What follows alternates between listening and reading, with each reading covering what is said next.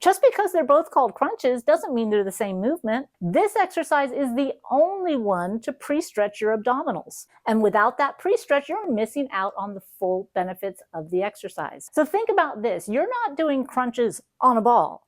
You're doing crunches with the ball. The ball isn't just where you sit, it's what makes the exercise work. So with that in mind, let's get into how to do it properly. With the right size ball, you should be able to sit with your legs at a 90-degree angle. Walk it out. The wider the feet, the more steady you will be, so adjust accordingly. Stretch as far over the ball as you're comfortable with. Feel the full stretch through the abdominals. This is the difference maker. Get this stretch for every single repetition. And as you get that deepest stretch, push the lower abs, then the belly button, then use the upper abs to lift your body towards the ceiling. You're not coming off the ball. If anything, you're pressing your back into the ball, but you're using your abdominals to move your body. Here's how I explain it in a live class. Notice how slow the repetitions are. It says you're going to walk back as far as comfortable for you.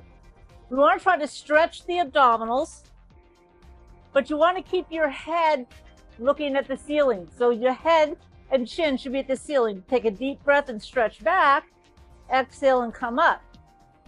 Our goal when you stretch back is to feel those lower abs pull. So we're talking 3 sections right now. Lower abs, belly button, upper ab. So deep breath, pull the lower abs in after they stretch, then the belly button, then squeeze the upper abs to lift your body. It'll take some time to get the right feel. Once you do and you truly lift with your abs, you're not going to be able to do a lot, and that's okay. Try this for a week and let me know in the comments how it feels different than your regular crunch. And if you want more core exercises that actually work, then subscribe because I'll be breaking down a lot more.